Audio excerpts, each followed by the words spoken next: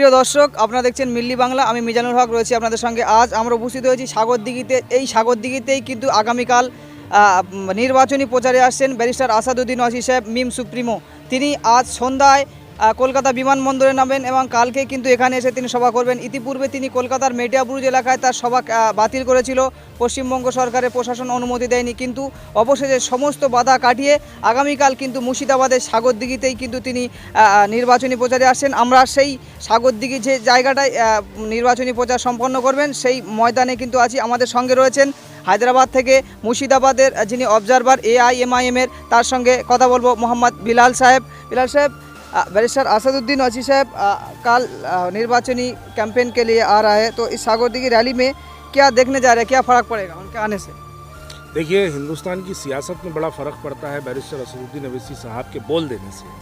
लेकिन आज असदुद्दीन ओवैसी साहब इंशाअल्लाह ताला आपके बंगाल में आएंगे और पहली बार आएंगे। और पहली बार आने का मतलब ये है कि यहाँ से इनकी ये आमद का आगाज़ होगा।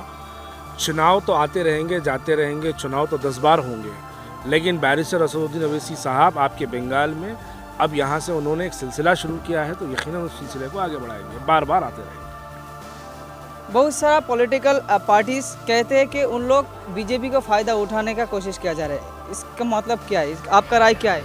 ये देखिए, भारतीय जनता पार्टी के लिए तो जो है परसों गोधरा में, गुजरात में भी एक इलेक्शन हुआ, जहाँ पर गोधरा में हिंदुस्तान की आज़ादी से लेकर हाल तक वहाँ पर भारतीय जनता पार्टी का कब्ज़ा रहा। लेकिन परसों के पंचायत के इलेक्शन में गोधरा में मजलिस इत्तेहादुल मुस्लिमीन ने वहाँ पर 7 सीटों पर कामयाबी हासिल की। तो जहाँ पर हम गुजरात में जाके गोधरा, जहाँ पर अमित शाह और नरेंद्र मोदी का गढ़ माना जाता है, हम वहाँ पर जाकर मजलिस इत्तेहादुल मुस्लिमीन की ताकत को मजबूत कर रहे हैं और आवाम भी वहाँ पर मोहब्बतों से नवाज रही है। तो यकीनन ये इल्ज़ामात आज मजलिस के लिए कोई नए इल्ज़ामात नहीं है। मजलिस इत्तेहादुल मुस्लिमीन का जब क़याम अमल में आया आज से 50 साल पहले, तब से मजलिस पे ये इल्ज़ामात लगते रहे हैं।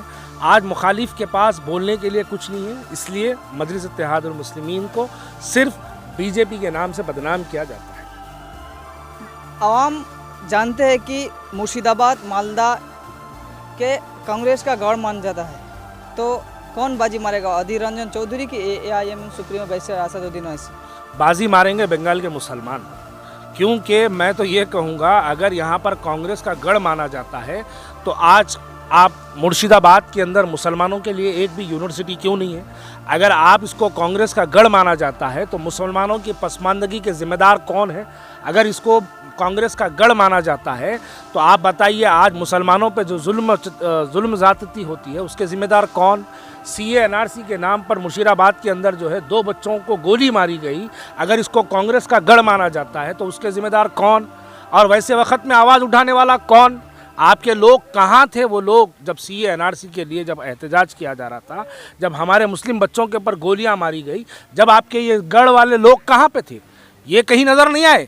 हिंदुस्तान की पार्लियामेंट में जब पहली मरतबा CA NRC का बिल पेश किया गया, पूरे 585 पार्लियामेंट्रियंस के अंदर अगर किसी ने नरेंद्र मोदी और अमित शाह के मुंह पर पार्लियामेंट के अंदर CA NRC का बिल फाड़ के फेंकने वाली शख्सियत कल आपके सागरदिघी आ रही है, तो इसके लिए आपको काबिल मुबारकबाद है। ये इनके गढ़, तो हिंदुस्तान ही पूरा उनका है, तो फिर हमारा क्या वजूद है? यकीनन हम अपना वजूद पैदा करने के लिए हम बंगाल आए हैं और हम पहली बार नहीं आए हैं। ये चुनाव ऐसे 2500 चुनाव आते रहेंगे जाते रहेंगे, लेकिन चुनाव से हमको कोई मतलब नहीं है। हम अपनी एक एहसास की मौजूदगी का एहसास हम वक्त की हुकूमत को दिलाते रहेंगे। हमारे उन तमाम बातों को उनको सुनने पर मजबूर करेंगे जो वो हमारी आवाज़ को भी नहीं सुनना चाहते, हमारे मुतालबों को भी सुनना नहीं चाहते। इंशाअल्लाह कल 2 बजे इसी मैदान में सुनेंगे। 2021 विधानसभा चुनाव में कि AIMIM पार्टी खाता खोल पाएंगे?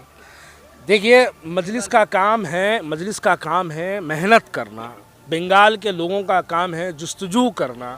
कामयाबी देना अल्लाह के हाथ में है। अगर कामयाबी अल्लाह नवाजता है तो यकीनन उसको काबिल मुबारकबाद है, काबिल कबूल है। लेकिन हम पहला ही चुनाव लड़ेंगे और ये तवक्को रखेंगे कि हम बंगाल के अंदर जीत जाएंगे। पहली कोशिश ये होती है कि अपनी एक तंजीम बने, फिर दूसरी कोशिश ये होती है कि अपनी एक आवाज़ सुने, तीसरी कोशिश ये होती है कि वो हुकूमत के जो इक़्तिदार पे जो लोग आज बैठे हैं वो लोग जो मुसलमानों की आवाज़ सुनना नहीं चाहते, उनको हम सुनाने की शक्ल में, उनको हम बताने की शक्ल में कल बैरिस्टर असदुद्दीन अवैसी साहब को यहाँ बुलाया गया है। वही आएंगे, आके बंगाल के तमाम उन मुसलमानों की नुमाइंदगी करेंगे, उन मुसलमानों की आवाज़ बनकर आपकी ये वक्त की हुकूमत, चाहे वो टीएमसी की रहो, कांग्रेस की रहो, सीपीएम की रहो या फिर बीजेपी की रहो, कोई भी रहो, उनको हम सुनने पे मजबूर करेंगे।